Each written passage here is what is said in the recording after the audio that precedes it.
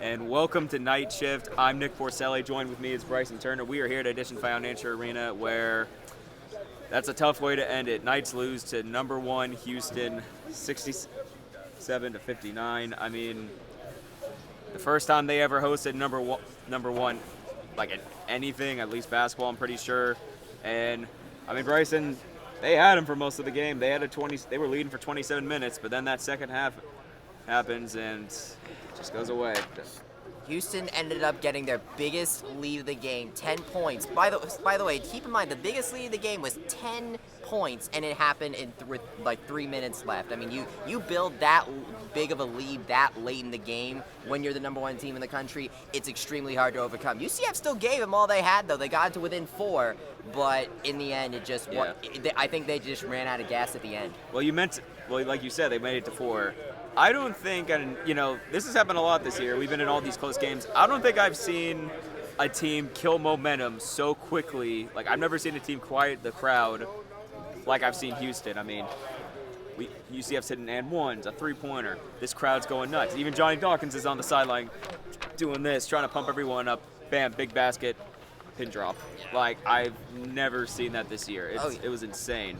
And to be fair, the Houston was doing some athletic feats that really kind of warranted that would put a hush over a crowd, like that one step back 3 where I think he had like 2 guys covering, or step back mid-range shot with 2 guys covering him that absolutely killed momentum. I mean, they're a good basketball team, so it makes sense they do that. Hot take: the number one team in the country is a good basketball team.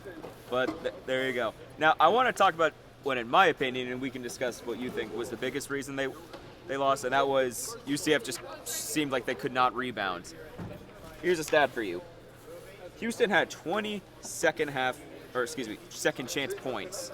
20. Now, for some reason, my stat sheet doesn't say, oh wait, does it? Oh, it does, never mind, pardon me.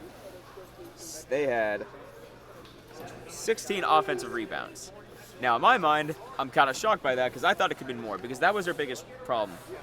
Houston, like I was just mentioning, they're always killing momentum, right?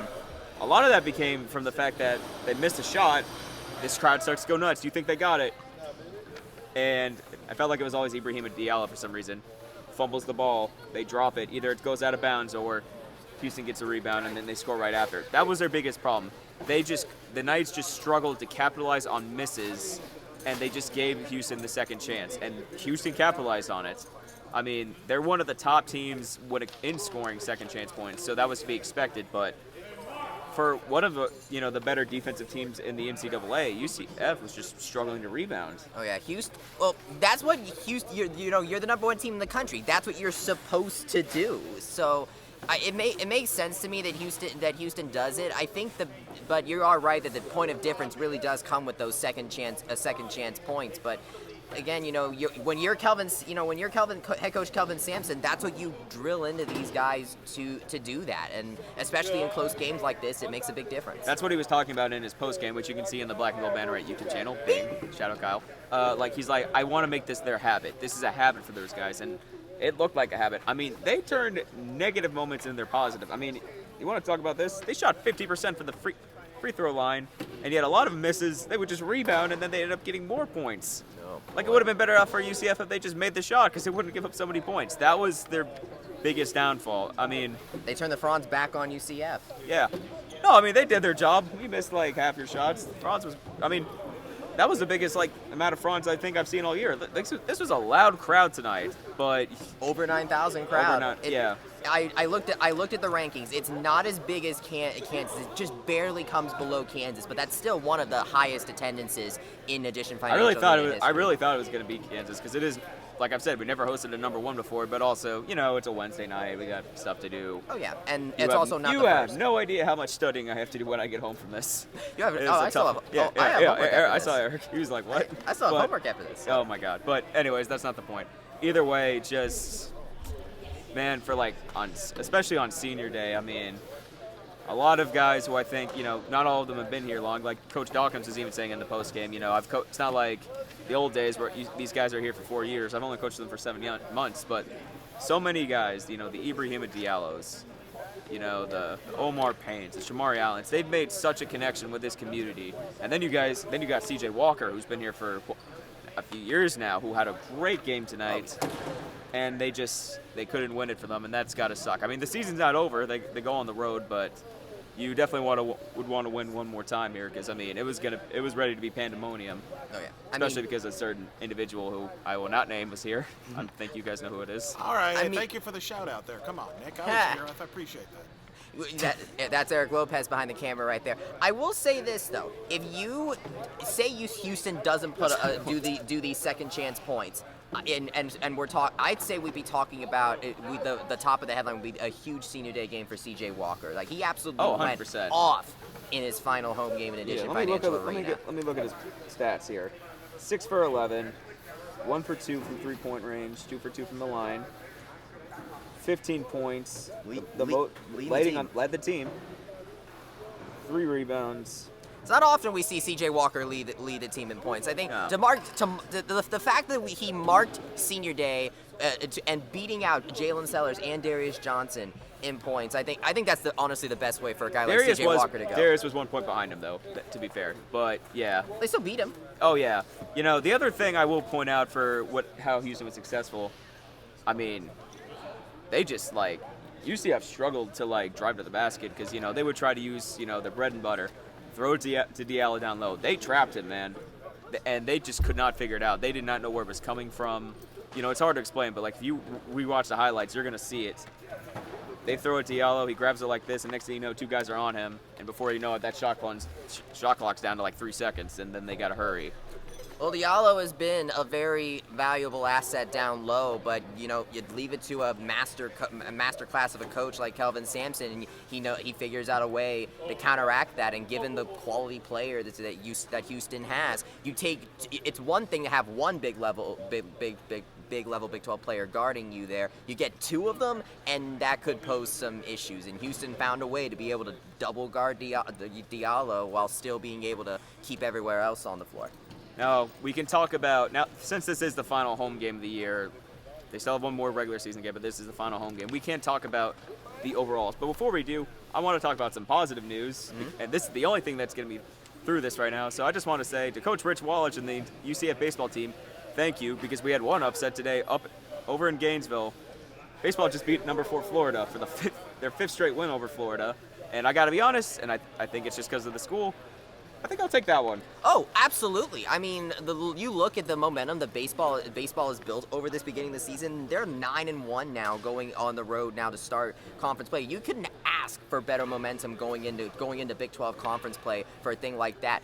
By the way, Andrew Williamson, true freshman, got his first collegiate home run in the very first inning to basically give the Knights the kickstart. Pretty good team to get a home run against. Oh, yes. The kickstart. He basically gave the team the kickstart they need, and they never gave up the lead the rest of the game because the pitchers were able to just fend them off the rest of the way. Dominic Castellano in particular, I've been hearing a lot of shout-outs for. So, yeah, and great performance. And let's just also acknowledge, as a UCF student, you know people who go to other Florida schools, and you want to compete. We have now beaten USF twice, so we got that series dub, horns down. We beat Florida, and we beat Miami. We got those Florida wins. Don't forget about FAU. And we got FAU. Oh, sorry, Noah. We got those Florida wins. That feels good. And real quickly, I'd feel like a jerk if you want to, especially if we're talking about Florida wins. Shout out to softball, who also got the win at home today. You were there. Eric was there. I mean, you want to talk about that a little bit before we wrap it up here with basketball? Well, Stetson actually was able to come back late in the game and tie it up 2-2, but luckily the softball managed to get another pair of runs to pull out that win. I would argue it's an ugly win because it is Stetson, but a win is a win. I mean, they did what men's basketball couldn't do earlier this year, but we're not going to talk about that. Anyway, wow. But okay, wow, no, Nick. I want to be wow. positive. No, you know what? I want to be positive. Look, so this is it. It's a great environment. Look, it was a great environment. It was a great first season. It's a first season, and oh yes, by the way, looking through the standings, UCF has clinched the 12th seed going in to the Big 12 Conference Tournament. You know what that is? It isn't last. We beat out the preseason expectations. That is good, but also you are saying that a little too excited. That's still not good. But no, I know. It's one of the best men's basketball conferences in the nation. We are not making this a normal thing, but no, that is a good start. It's a first season. Good first season. When we met before the start of the year on the Night Shift podcast, we talked about this, and I mean, let's look at the resume. like, what was it, 4 wins over ranked teams. Now, and before someone says it could have been more, yes, I know, but we're not talking about that right now. But still, 4 wins over ranked teams. We stayed competitive. We showed we could win, and we started something that we can build on. Oh yeah. That's a successful first season. And also, we showed that we got the support that we need to survive in here. I mean, not just like with all these big crowds, celebrities were starting to come out. I mean, like who was here? Scott Van Pelt was here. T.I. was here. Robert Griffin III. Robert Griffin III, some guy who sat here today. I'm not bringing his name up. I'm a Bucks fan, if that helps. Anyways, but still, like, there's stuff to build on, and win or lose, it was exciting to come from, and that's just what I want to say.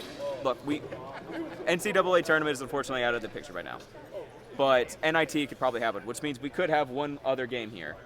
But if this is the end, I just want to say to the Banneret, to you guys, and to all the people who watch our videos and read our articles, thank you guys. This has been so fun.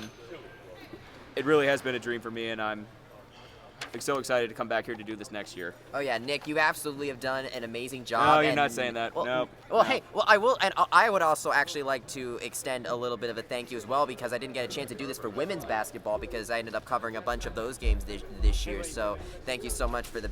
I also want to thank that guy, Jeff Sharon, the PA voice. Jeff Sharon's now walking behind the camera, standing with Eric the UCF Lopez. Knights. So great regular season here in the Dish Financial you know what? Arena. But they're ready to tear down the court, so we should probably wrap it up. Yes. You can follow me on Twitter at Nick Porcelli too. Bryson, where can they follow you? They can find me at It's Bryson Turner on Twitter.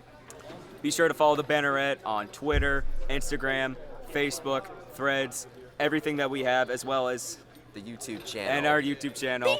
Bing. Every link, as well as to our website, will be in the link below this video, as well as all of our socials. Not just mine and Bryson's, but Eric's, Jeff's, Kyle's, everybody. So for the final time this regular season, from Digital Financial Arena, I'm Nick Porcelli. This is Bryson Turner. Go Knights, charge on.